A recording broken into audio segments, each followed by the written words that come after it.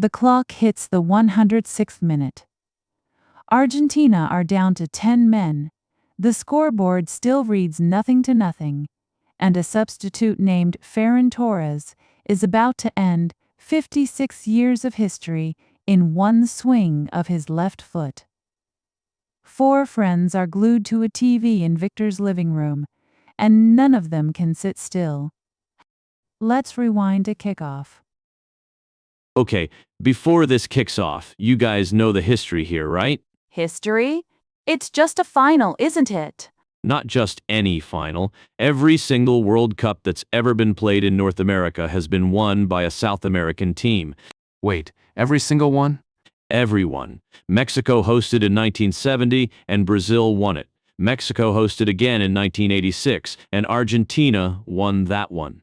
And then, the US hosted in '94, and Brazil took it again. So this continent has basically belonged to South America for 50 years. Exactly. No European team has ever broken through here, not once. And today it's Spain against Argentina, the exact team that won the last one hosted in Mexico. Which makes it even bigger if Spain pulls it off. They'd be beating the continent's own history, not just Argentina. So if Spain wins today, they're the first European nation to ever do it here? That's the whole story. If they win, they break new ground nobody has touched in 56 years. I like that framing. It's not just 3 points, it's uncharted territory. Okay, now I'm actually nervous for them. I want to see somebody do something that's never been done before. Argentina's not going to just hand it over, though. They're the defending champions. No chance. But if Spain finds a way today, it's history, no matter how ugly it looks. Kickoffs in 1 minute. Everybody find a seat. I'm not moving until this is over. Let's pause on the phrase, break new ground. To do something that's never been done before. To be the first to achieve, explore, or attempt it. It's used for genuine firsts, not just doing something well. It comes from farming. Before a field could be planted, someone had to plow soil that had never been turned before, literally breaking new ground so a crop could grow there for the first time. Use it only for real firsts, a genuine pioneering achievement, not just doing something new to me. If 100 people have already done it, it's not breaking new ground. Now, let's practice together. Repeat after me. If they win, they break new ground nobody has touched in 56 years.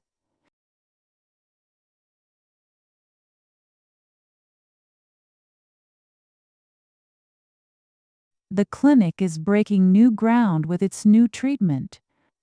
No one's tried this approach before.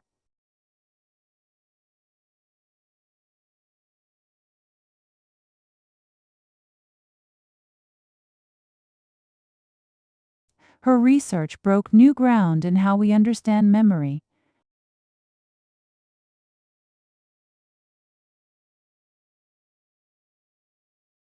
Wow, Spain hasn't stopped attacking since the whistle blew. Look at that possession number. 68%. Argentina barely has the ball. And they've already put together, 20 shots? 20. That goalkeeper, Martinez, is the only reason this is still level. He's made like 11 saves already, hasn't he? 11. He's basically holding the whole team up on his back right now. Argentina's not even trying to come out and play. They're sitting so deep. They've been pinned in their own half almost the entire match. There's no question who's controlling this game. Spain absolutely have the upper hand. Even without a goal to show for it? Even without a goal. Possession, shots, territory. Spain are dictating every part of this. It's like watching someone corner their opponent and just not land the final punch yet. That's exactly it. Sooner or later that pressure has to crack something open.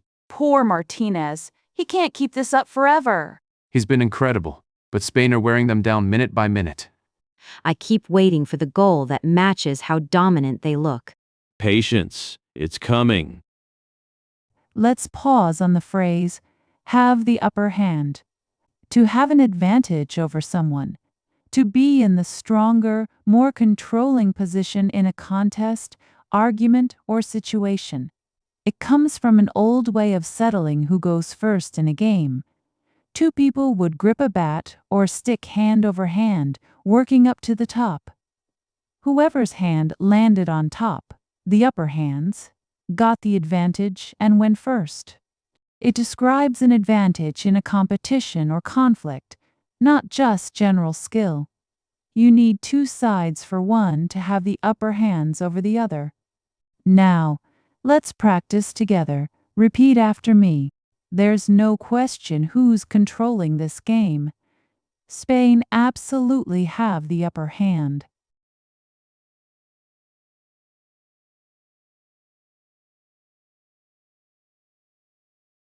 After scoring twice in the first 10 minutes, the home team clearly had the upper hand.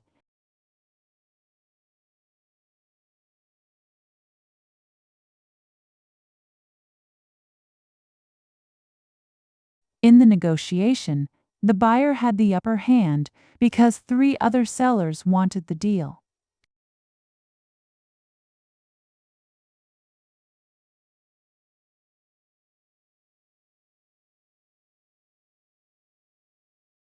Enzo Fernandez just got his second yellow.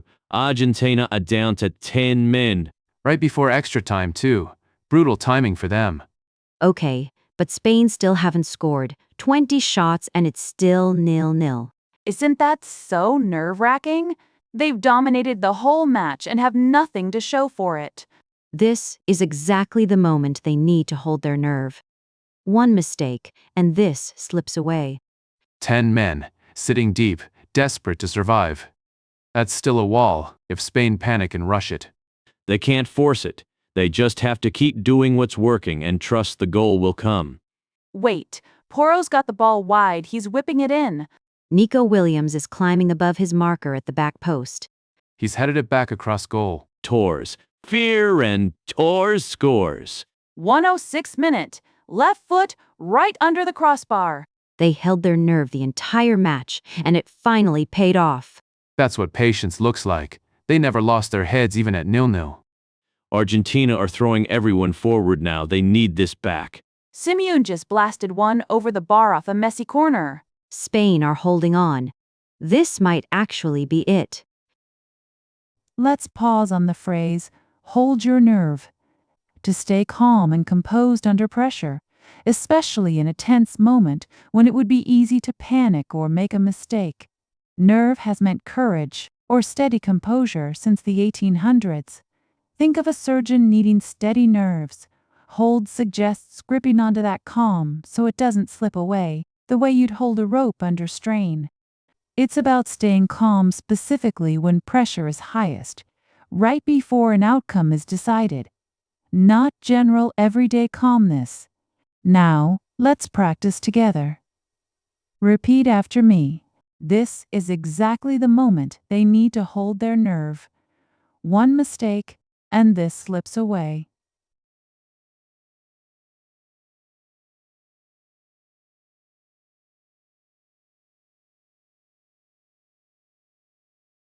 She held her nerve on the final putt, even with the whole tournament watching.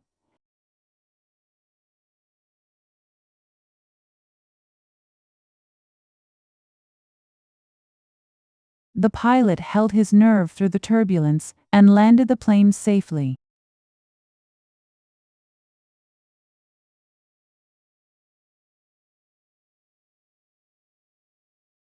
Spain have won it, second World Cup in their history. I can't believe that just happened. That was the tensest 106 minutes of my life. And that's not even the only story today. Look at these numbers on screen. What are we looking at? This whole tournament expanded from 32 teams to 48. That's the biggest change in World Cup history. 48 teams? That must have meant a lot more matches. 104 matches total. That's 40 more games than the old 64-match format. 40 more games? That's basically an extra tournament stacked on top. And 3 countries hosting together: the US, Mexico, and Canada. 16 host cities and stadiums were at 99.7% capacity. Over 625 million fans showed up. That's a new attendance record, right? Bigger than anything before it. Bigger than the old record set all the way back in 1994. How many players were even here for all that? 1,248 total, and apparently 37% of them play in Europe's top 5 leagues. With this many teams, this many matches, this many fans, it's not the same tournament anymore. Exactly. Adding 16 teams and a whole new knockout round turned this into a whole new ballgame. It's not just bigger, it actually plays differently too, doesn't it? Totally different rhythm. More upsets, more room for teams nobody expected to see this deep. Let's pause on the phrase, a whole new ballgame. A situation that has changed so completely that old rules, expectations, or strategies no longer apply. It's a fresh, different challenge. It comes from American baseball broadcasting. When a losing team suddenly tied the score, announcers would say, "It's a whole new ball games," meaning the earlier score didn't matter anymore, and the contest had effectively reset. Use it when the scale or rules of a situation change, not just when something gets slightly harder. It signals a genuine reset, not a small adjustment. Now, let's practice together. Repeat after me. Adding 16 teams and a whole new knockout round turned this into a whole new ballgame.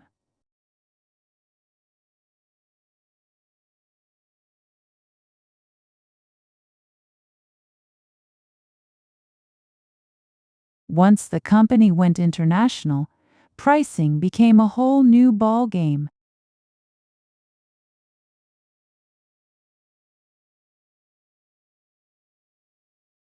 With the new manager in charge, the office is a whole new ballgame.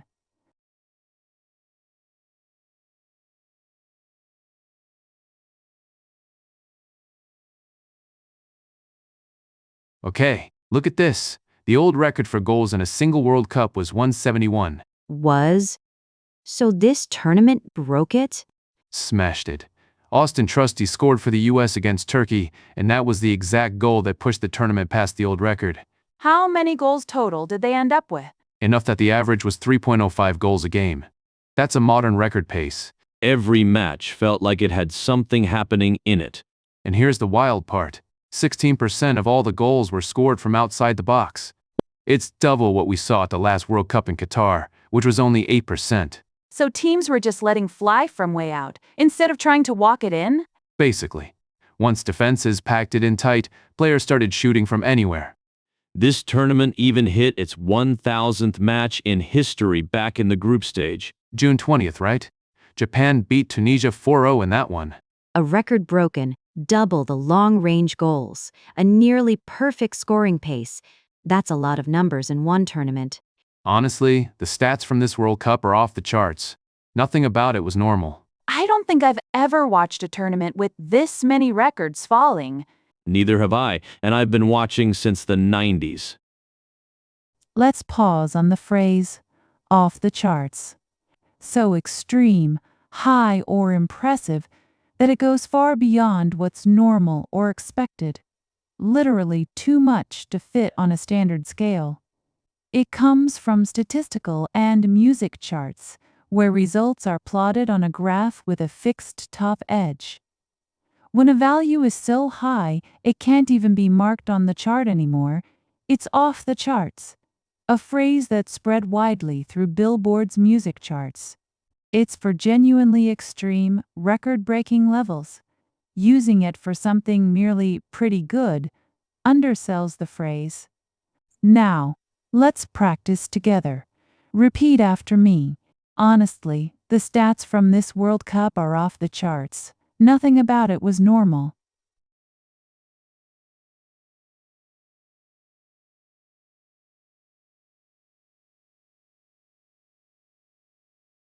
Ticket demand for the reunion tour was off the charts within minutes of going on sale.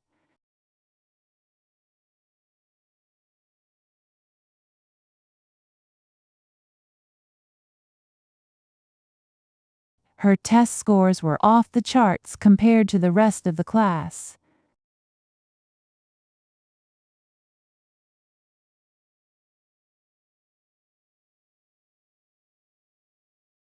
Wait, they're showing Messi's stats now. This is insane. 21 career World Cup goals and 12 assists. Nobody else is close to those numbers.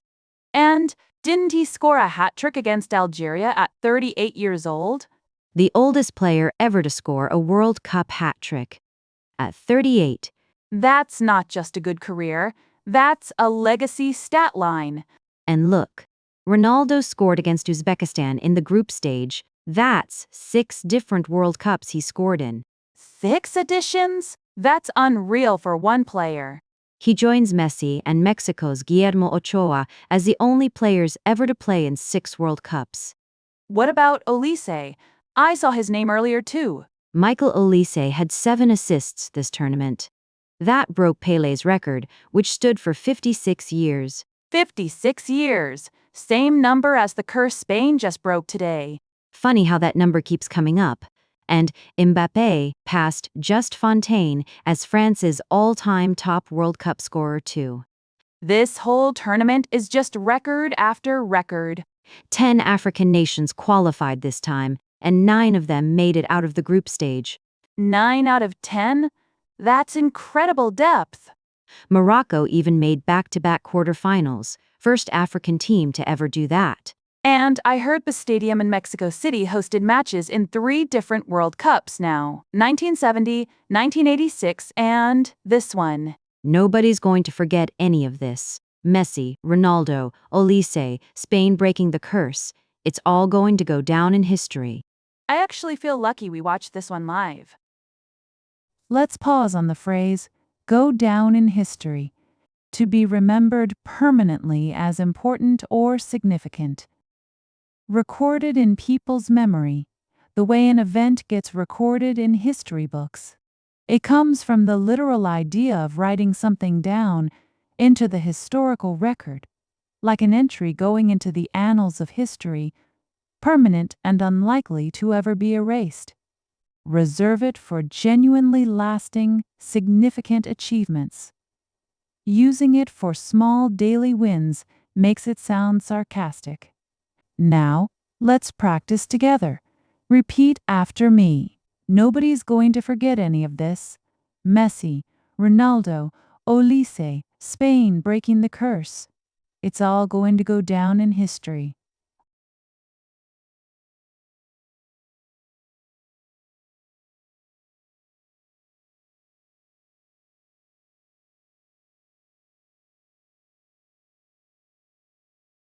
That speech will go down in history as one of the greatest ever given.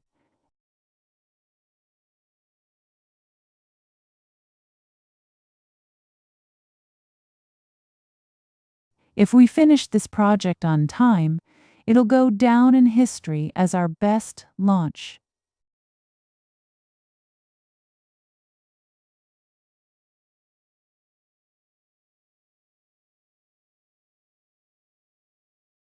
Let's run back through everything we picked up while watching that final. First, break new ground. To do something that's genuinely never been done before, like Spain becoming the first European nation to win a World Cup in North America. Next, have the upper hand. Being clearly in control of a contest, the way Spain dominated possession and shots even before they scored. Then hold your nerve, staying calm under pressure right when it matters most, which is exactly what Spain did through 105 scoreless minutes. After that, a whole new ball game. A situation that's changed so much the old rules don't apply, like a World Cup that jumped from 32 to 48 teams. Then, off the charts. Numbers so extreme they blow past the normal scale, like a shattered goal record, and double the long-range strikes. And finally, go down in history. Being remembered permanently, the way Messi's records and Spain's breakthrough will be talked about for decades. 6 idioms. One unforgettable final. Let's see how well they stuck. Now let's test your understanding of these idioms. For each question, listen carefully to the situation and choose the correct idiom. You'll have about 10 seconds to think before you answer. Spain's win over Argentina left them blank as the first European team to lift the trophy in North America.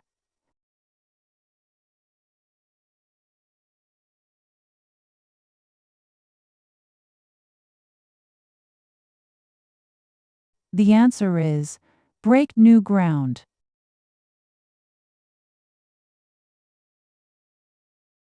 Which phrase describes a team that's clearly dominating a game, controlling possession and shots?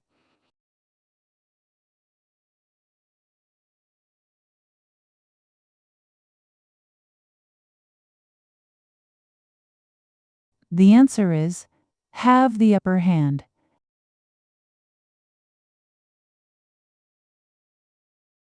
Down to 10 men in extra time, Spain just needed to blank and keep believing the goal would come.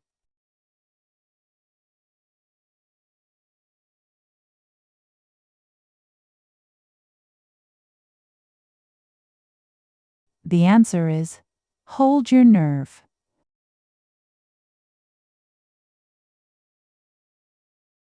What do you call it when a competition changes so much?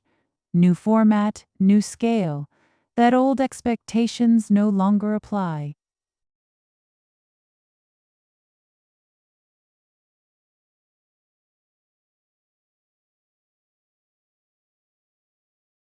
The answer is a whole new ball game.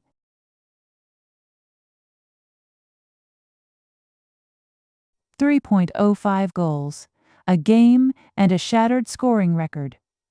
The tournament stats were blank.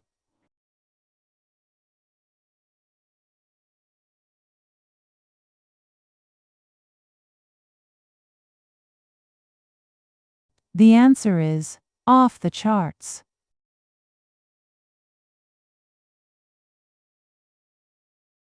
Which idiom means a moment or achievement will be permanently remembered and recorded for the future?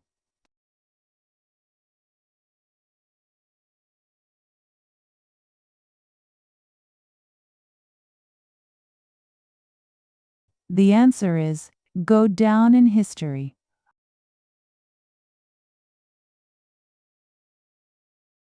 What an afternoon! Spain didn't just beat Argentina, they broke new ground as the first European team to ever win a World Cup on North American soil, ending a 56-year run that only South American teams had ever managed. They had the upper hand for almost the entire match, held their nerve through 105 scoreless minutes, and finally broke through in extra time. And around them was a tournament playing a whole new ballgame entirely, bigger, faster, and packed with numbers that were genuinely off the charts. Messi, Ronaldo, Olise, and Spain itself all did things this tournament that will go down in history. If you take one thing from this lesson, let it be this: the biggest moments, on the pitch or in your own life, usually come down to staying composed right when the pressure is highest. See you in the next lesson. Moments in English. Live the moment. Make it yours.